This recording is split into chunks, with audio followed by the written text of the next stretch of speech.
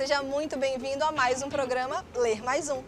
Hoje falaremos sobre leituras amazônicas, clássicos que se tornaram referência Brasil afora e sobre a galera da nossa região que usa a floresta como palco para produzir grandes aventuras.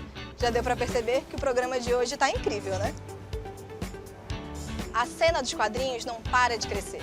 As HQs voltaram ao gosto do público e os artistas locais estão produzindo um material sensacional que se passa aqui, na terra dos Barés. Dá só uma olhada. Eu fui criado numa cidade chamada Apuí, no interior do Amazonas, né? E nessa cidade pequena, não tinha banca de revista, né? Então o meu contato com uma revista em quadrinho foi quando eu tinha meus 4, 5 anos de idade. Numa viagem, meus pais trouxeram, né? 2 revistas da Turma da Mônica. E mesmo sem saber ler, aquilo me apaixonou, aquelas figuras, toda aquela sequência de imagens.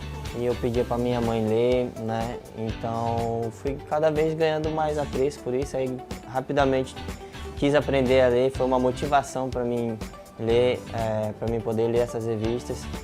E daí se tornou praticamente um vício. Fui fazendo minha coleção, cada vez aumentando, cada vez me apaixonando mais pela leitura, e como eu já gostava de desenhar, foi quando eu resolvi, depois de um tempo, também começar a produzir as minhas próprias histórias, que era algo que me deixava tão feliz, então eu quis passar também essa felicidade para outras pessoas, e isso me motivou muito a começar a realmente criar as minhas HQs. O que mais me inspira é tudo ao meu redor, né?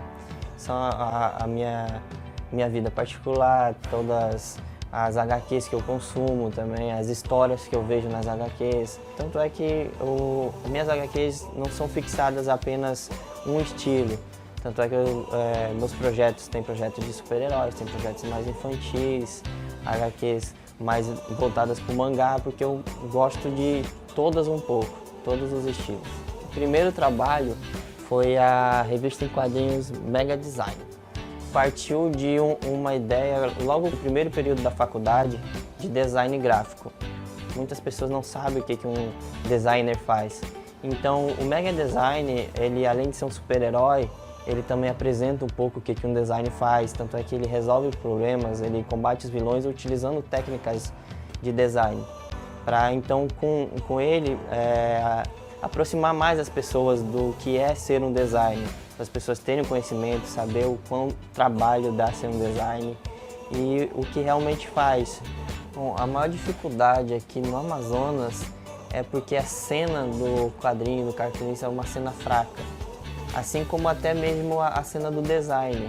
É uma profissão que não é muito valorizada ainda, que por falta de conhecimento, né, nós procuramos estudar sobre essas narrativas, como apresentar melhor uma história para o leitor, fazer ele entender, muitas vezes sem ter que explicar. A cena do quadrinho, principalmente em Manaus, né, ela está devagarzinho crescendo. A gente começou a se unir, né, eu faço parte de um grupo chamado Ajuri, e com essa união está cada vez crescendo mais. A gente está conseguindo mais espaço, surgem novas parcerias, muitos trabalham em 2, em 3 em uma revista, né. A gente até nota, até nos nossos eventos que a gente cria, cada vez a gente tem um público maior, né. O pessoal está começando a conhecer mais as histórias aqui, começando a conhecer os artistas aqui e começando a valorizar cada vez mais. E o Giovan ainda deu pra gente algumas sugestões de colegas que produzem um trabalho local super diferente. Bom, além das minhas, né, tem a Juri Comics, é uma revista com várias histórias de artistas diferentes, né, vários quadrinistas, são histórias individuais. Cada quadrinista fez uma história. Outra que eu tenho para indicar, tem um roteiro muito bom, é o Trovão, que é do Luiz Andrade. É a história de um menino aqui de Manaus, que é um menino de rua. Ele tenta salvar uma moça de um assalto, acaba sendo machucado, vai parar no hospital e é adotado por um policial. E daí ele cresce criado por esse policial e se torna um herói. Outra indicação é A Maldição do Governador. É uma história que se passa aqui no Amazonas, também em Manaus, e é de um governador que ele não cumpre as promessas de campanha e agora na reeleição tenta novamente buscar votos, encontra uma senhora que está muito chateada com o não cumprimento das suas promessas e joga uma praga nele.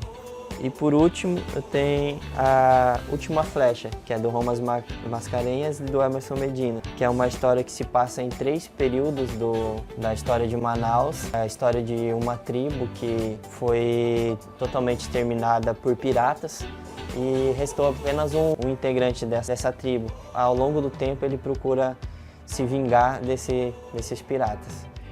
E um dos criadores de A Última Flecha, citado por Giovan, Romas, é uma referência no mundo dos quadrinhos amazonenses. Nascido em Parintins, ele já conseguiu chegar até os estúdios do Maurício de Souza, escrevendo e ilustrando histórias da Turma da Mônica para o Brasil todo ler.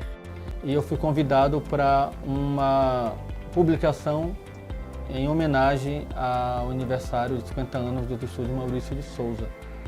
E fiz uma história em quadrinho de 4 páginas, contando como a Mônica encontrou Sansão, como Sansão foi parar na vida da Mônica. Esse material fez muito sucesso, ganhou muito prêmio. O Maurício de Souza me convidou para conhecer o estúdio. E dentro do estúdio do Maurício de Souza, eu percebi que eu poderia fazer teste para roteirista, né?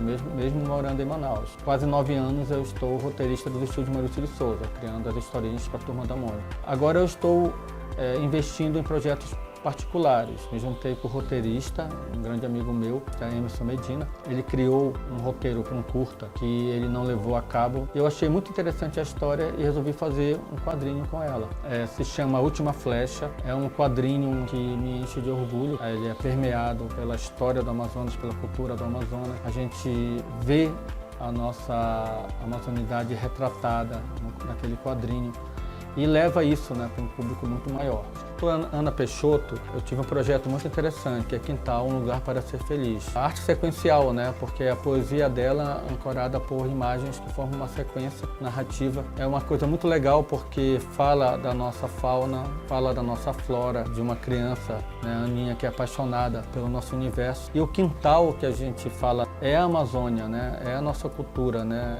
Da Etelvina Garcia, Pequenos Detetives da História, nós andamos pela cidade de Manaus, então ela é toda permeada pelos cenários que a gente capturou. Então é uma história em quadrinho onde você vê o Largo de São Sebastião, o Palácio Rio Branco, você fica sabendo da história de cada monumento, de cada trecho da cidade, onde a cidade começou, como ela era no início, né? Usamos muita referência fotográfica da história de Manaus. Quando fui chamado pela Panini para esse grupo de artistas que fez homenagem ao Maurício de Souza, eu pensei em fazer uma história que eu não conhecia ainda. Eu sou fã e leitor da Turma da Mônica, não sabia como a Mônica tinha encontrado Sansão, o coelhinho de pelúcia que ela usa para bater nos meninos, né? E aí eu tive uma liberdade do estúdio de fazer minha própria versão. Então foi muito legal poder inventar uma história, né, em que a Mônica ganha o Sansão do pai dela, né? Ela é uma menina medrosa, nem um pouco parecida com a Mônica como nós a conhecemos, mas aí ela ganha esse boneco de pelúcia, né, e ele dá uma força para ela, né, ela se empodera, né, aquela batalhando contra o Capitão Feio. Então eu achei muito divertido poder adicionar um elemento nessa mitologia, né, da Turma da Mônica. E é pensando nos futuros talentos da região que Giovan e Romas tem algumas dicas para quem quer se aventurar no mundo dos quadrinhos. O espaço para quadrinho de Manaus ele está cada vez maior. Essa geração atual tem feito um trabalho com mais apuro técnico, com mais facilidade gráfica. Então nós podemos agora produzir um quadrinho com a nossa identidade, com a mesma qualidade dos quadrinhos que nós conhecemos lá fora. Bom, quem está começando, a maior dica que eu tenho para dar é persistir, estudar muito, né? O quadrinho não é só desenhar uma história, você tem que saber como pôr ela, saber como fazer a narrativa, melhorar sempre seu desenho, né? Usar também bastante a internet ajuda muito hoje em dia com a divulgação,